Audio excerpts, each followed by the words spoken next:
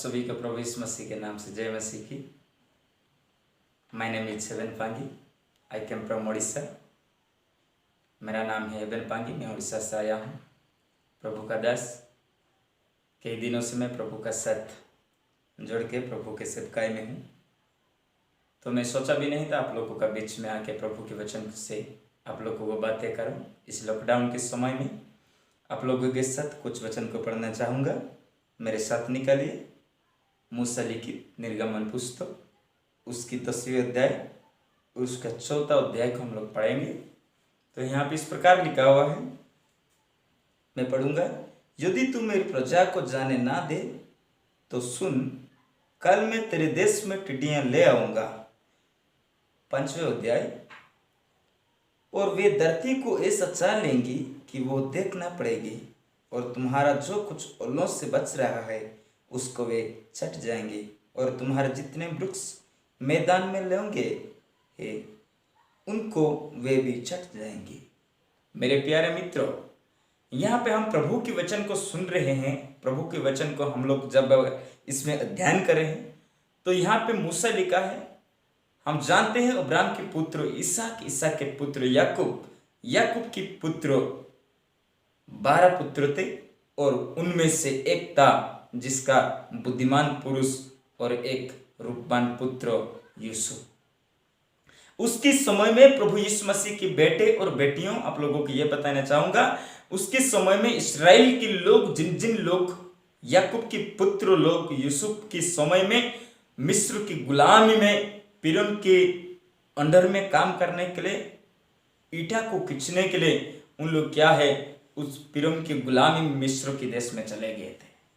उस समय में प्रभु की दास लोगों को, प्रभु की वचन को मानने वाले इस फिरौन की गुलामी लोग, उस इस्राएल की गोत्रों को, यूसुफ का कुटुंब को उन लोग ऐसा ताड़ना देने लगे, ऐसा सताने लगे, उन लोग समस्या सह नहीं सके, उन लोग अपना कष्ट को, अपना इस दुख को उन लोग सह नहीं सके।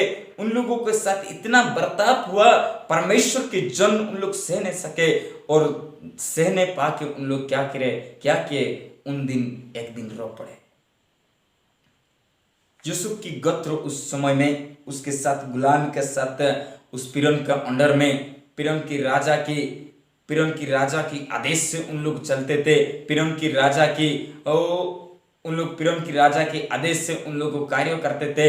जो कुछ भी उसको कहा जाता था उस चीजों को उन लोग करते थे। जहां के भी जाने के लिए कहा जाता था उनमें उन लोग जाते थे, और उन लोग अपना उस भारी कष्ट भरा दुख को उन लोग सहते थे।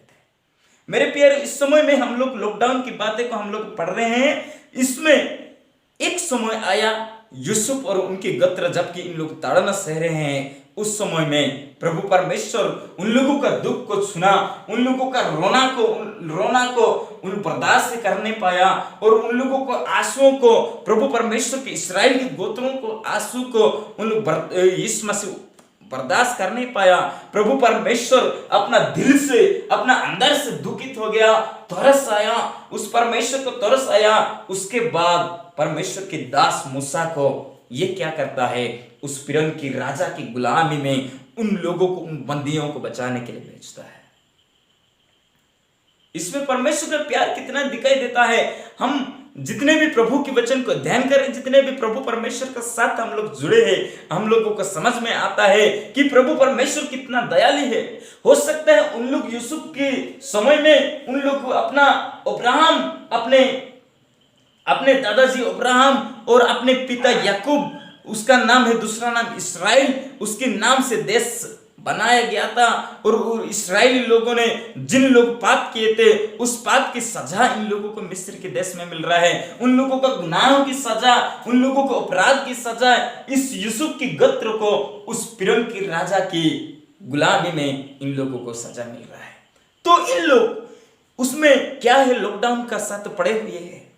इन लोगों को कहीं निकलने के लिए मना किया गया है, इन लोगों को कहीं अपना काम करने के लिए मना किया गया है। जिन लोग के फिरौन के कर्मचारियों, उन लोग जिन जिन बातों को कहेंगे उनकी काम ही उन लोग करेंगे, ऐसा इन लोगों को लॉकडाउन करके रखा गया है। तो मेरे प्यारे दोस्तों, यूसुफ के गोत्रों को परमेश्वर की दास मूसा उस समय में हारून और मूसा बचाने के लिए जा रहे हैं।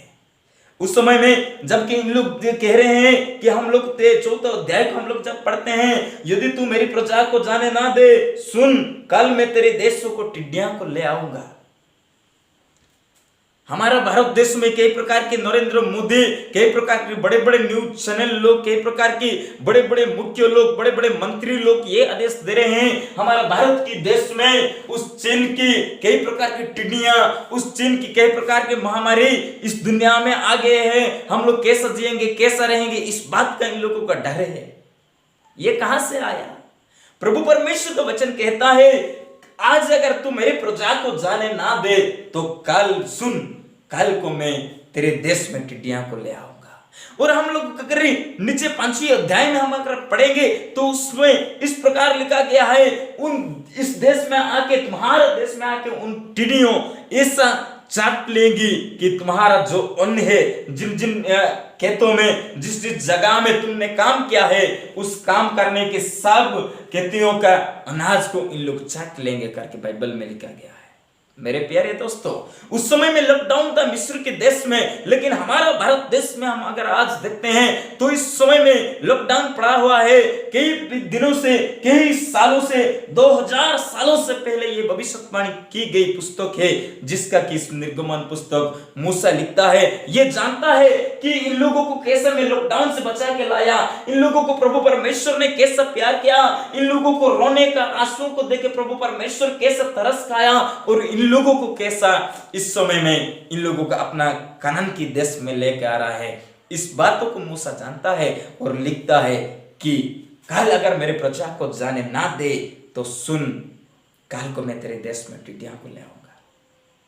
हम जानते हैं बालेश्वर में, हमारे उड़ीसा में हम अगर देखेंगे तो बालेश्वर में टिड्डियां आ गई है। कई प्रकार की धान को, कई प्रकार बनाए गए मांड्या को, कई प्रकार की बनाई गई चाष को चाट ले रहे हैं करके नरेंद्र मोदी भाषण दिए। कई प्रकार की न्यूज, बड़े बड़े चैनल लोग कई प्रकार के प्रकाश किए, परंतु इस बातों को लोगों को विश्वास नहीं हो रहा है। इन लोगों का जीवन में डरावट ही है, इन लोगों का दिमाग में ट्रेन दौड़ने का जैसा दौड़ते रहता है, परंतु बाइबल की वचन क्या कहता है इन लोग नहीं समझते हैं।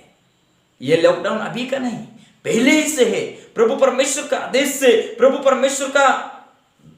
परमेश्वर का कमांडमेंट से ये मूसा अपने लोगों को बचा के लेके आ रहा है। उन लोगों का आंसुओं को देख के, उन लोगों का जीवन में दुख, बड़ा कष्ट का समस्या को देख के ये क्या कर रहा है? प्रभु के दास मूसा इन लोगों को बचाने के लिए जा रहा है। तो मेरे प्यारे दोस्तों, आप लोगों को बताना चाहूंगा, इस लॉकडाउन में जैसे कि यूसुफ की गोत्र के लोग, यूसुफ की कुटुंब लोग जैसा आंसुओं को बहा बहा के, रो रो के प्रार्थना के, वैसा अगर हम प्रार्थना करेंगे तो इस लॉकडाउन के समय में हम लोग बचेंगे। लॉकडाउन के समय में इस महामारी की दुनिया से हम प्रभु परमेश्वर का साथ कनेक्ट को जोड़ेंगे। प्रभु परमेश्वर हमारा साथ रहेगा और हमें उद्धार करेगा। जैसा कि उन लोगों को आंसुओं को देख के प्रभु परमेश्वर तरस खाया और उन लोगों को बचाया, वैसा ही हम प्रभु परमेश्वर के साथ हम अगर जुड़े रहेंगे, हमारा चाहे बीमारी हो, चाहे हमारा रोग हो, चाहे हमारा जीवन में कई प्रकार की महामारी आए, कई प्रकार के कोरोना वायरस रोग आए, तो भी हम लोग नहीं डरेंगे। प्रभु परमेश्वर किसी ना किसी द्वारा हम लोगों को बचाएगा और अपने दासों लोगों को ऊंचा उठाएगा। जिन जिन लोग मेरे वचन को सुन रहे हैं, जिन जिन लोग इस वचन को विश्वास कर रहे हैं, सभी के लिए प्रभु परमेश्वर कोरोना वायरस से आप लोगों को बचाएगा। सभी लोगों को प्रभु परमेश्वर उन्नत करेगा। सभी लोगों को प्रभु परमेश्वर ऊपर से ऊपर सीढ़ी तक लेके जाएगा। इस वचन से श्रोता बंधु, मेरे सभी भाई और बहनों को प्रभु यीशु मसीह के नाम से जय मसीह की। इस वचन से पिता और पुत्र और पवित्र आत्मा प्रभु यीशु मसीह के दूसरे आगमन तक सभी को आशीष दे।